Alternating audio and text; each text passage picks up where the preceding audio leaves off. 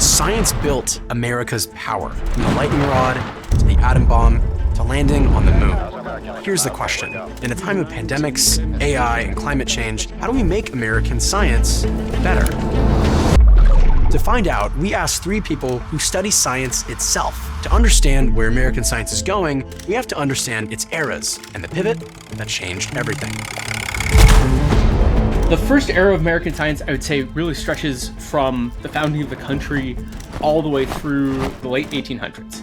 This is Ben Reinhardt, founder of Speculative Technologies, a materials and manufacturing research organization. To a large extent, this era is characterized by largely tinkering. Scientifically, in the discovering knowledge sense, America is very much a backwater. We have a lot of inventors, not a lot of theory, just a lot of hands-on practical, okay, how do we make this steam engine better? This is Dr. Caitlin O'Connor, philosopher of science at UC Irvine. There was a huge change pre and post World War II. One of the biggest things that World War II did for American science was start this expectation that science is going to be very, very heavily funded by the government, and that the government is going to be putting all this money into science, and then also expecting that there are going to be all of these benefits for technology, especially military technologies that make a country a dominant world power. Pre-World War II, it relied a lot more on private patronage. This is Tom Khalil. He served in the White House for both Clinton and Obama administrations, where he designed and launched dozens of White House science and technology initiatives to support innovation. Now he's the CEO of Renaissance Philanthropy, a firm that supports philanthropists and foundations in developing and implementing strategies to foster science and innovation. So individual philanthropists supporting science, and then because of the role that physics in particular played in winning the war, there was a sense that the federal government should keep investing. That shift from private philanthropy to government support didn't just fund projects, it reshaped how science itself was done in America. And what has American science contributed to the world?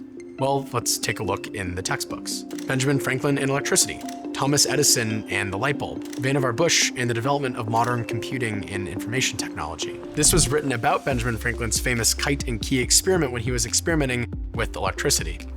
As soon as any of the thunderclouds come over the kite, the pointed wire will draw the electric fire from them, and the kite with all the twine will be electrified, and the loose filaments of the twine will stand out every way and be attracted by an approaching finger. When the rain has wet the kite and twine so that it can conduct the electric fire freely, you will find it stream out plentifully from the key on the approach of your knuckle. This was written about Thomas Edison. He and his team tested thousands of materials to find a filament that could glow for hours without burning out. Notwithstanding the enormous amount of thought and labor expended on the incandescent lamp problem from the autumn of 1878 to the winter of 1879, it must not be supposed for one moment that Edison's whole endeavor and entire incentive skill have been given to the lamp alone or the dynamo alone. And this is about one of the most underrated figures in American science, Vannevar Bush. Consider a future device for individual use, which is a sort of mechanized private file and library. It needs a name, and to coin at random, Memex will do. A Memex device in which an individual stores all his books, records, and communications, in which is mechanized so that it can be consulted with exceeding speed and flexibility. It is an enlarged, intimate supplement to his memory. Each in their time embodied the same spirit. Experiment first, argue later. But was that uniquely American, or just human? Gilded Age science, which lasts until 1945. There's post-World War II science, and then market university science that starts somewhere around 1980. 3 eras, 1 question. What makes the American version special, if it is at all? Science is always so interconnected. There's so much communication between scientists all over the world. I have never thought about science as all that divided among countries, especially modern science, because there is so much communication between scientists. Science is inherently global, but can the argument be made that American science is its own thing? Science is a quest for discovery, for creating new knowledge. I then draw the line somewhere around this idea of falsifiability.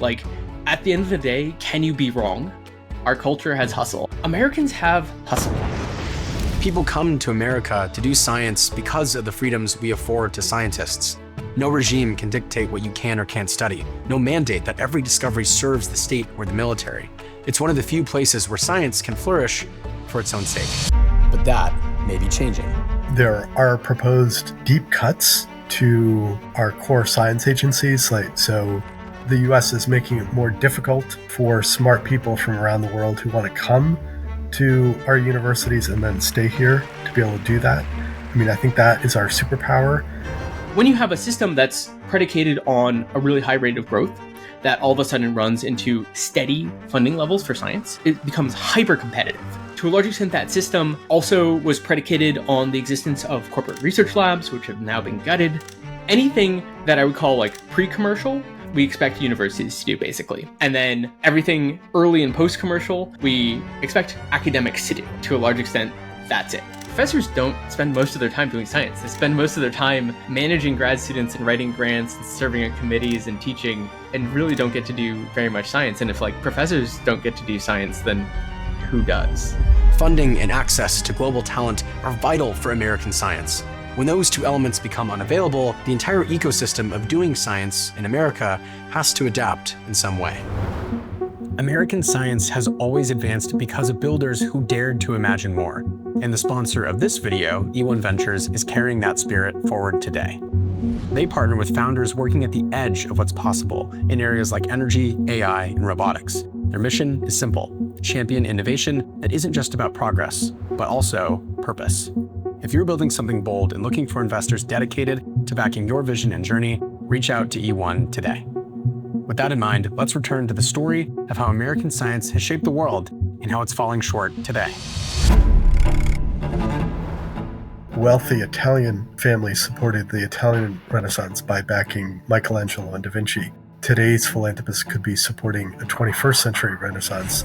We work with over 30 different philanthropists on science moonshots that are organized as focused research organizations that have goals like lowering the cost of single-cell proteomics by a factor of 100, lower the cost of mapping the brain by a factor of 100, develop the tools that we need for ocean-based carbon dioxide removal. Philanthropists have a lot of flexibility in terms of how they support science and technology, so they could invest but with a longer time horizon. They could build coalitions for problems that can't be solved by a single individual organization, and they can advocate for policy change. Philanthropy has the potential to be an enormous help to address problems that don't yet have an established agency dedicated to the cause, like NASA, the NIH, or the DOE. However, it's just one of many possible solutions to address the gap. You have to say, what is the goal that I am trying to achieve? The private sector is going to underinvest in fundamental science. Imagine that you were an entrepreneur and you went to a VC and said, would you give me, $5 billion seed round? I'd like to understand why jellyfish glow in the dark. That would be a very short meeting.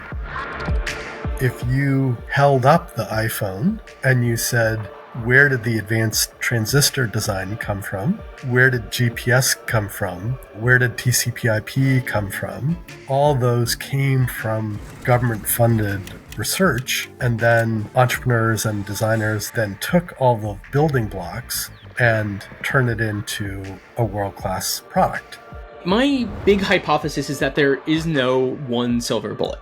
I really think that we need to enable what I call institutional pluralism, and then relax cultural expectations and a lot of the things that sort of help the universities maintain institutional monopolies on these different roles, and give them competition, make it easy for people to peel off different pieces. And then that's how I think that naturally universities will feel pressure to retrench to the core things that they're good at. Scientists were allowed to be visionaries, even madmen. You could dream big about what a transistor or a new field might become. Today, that kind of ambition gets you branded as an extremist and pushed out of academia entirely. We've told scientists to stop dreaming and just churn out the data, leaving the bold visions to Silicon Valley. And when someone does reach too far, like Eric Drexler with nanotechnology, or even Feynman in his time, they're dismissed, instead of celebrated as pioneers with a bold vision for the future. But we can change that.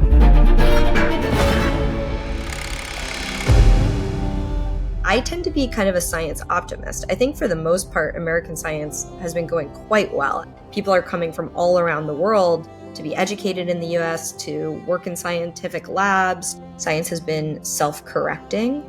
It looks at itself, it finds out what things are going wrong, it tries to fix those things. The meta-science movement is part of the self-correction of science. Long before formal institutions existed, American science was driven by curious experimenters, freaks in the best sense of the word, who tested, tinkered, and dreamed. Of course, America isn't the only country that's had a burst of world-changing science. History is full of these hotspots in innovation. The Egyptians developing math, the Chinese experimenting with early chemistry and alchemy, the Italians of the Renaissance pushing physics and astronomy, even Ptolemy, Copernicus, Newton, each of them tied to a cultural moment where science took a leap forward. So when we talk about American science, we're putting it in the same lineage, not as the only golden age, but as one of several times in history when a country's curiosity reshaped the bounds of humanity. American science didn't start in a lab. It started with curiosity that scaled thanks to the systems bold enough to let it grow. Today, we've hit the limits of an old framework of scientific innovation, but that's not the end of the story. We don't have one neat answer for how to fix American science, but it's a problem worth solving. Because curiosity built this country's science once, and if we dare to reimagine how we teach and how we build, then the next great era of science will be ours to build. Thank you for watching this video. Let us know what you think in the comments below. Do you think American science is a thing, or is it just America trying to steal the glory of other people's work? One thing is for sure in my mind, and it's that science is at a crossroads in America. It's a perilous time. Things are getting defunded, and scientists are being stifled to do the work and research that they think is truth. Thank you again for watching this video, and as always, until next time, keep on building the future.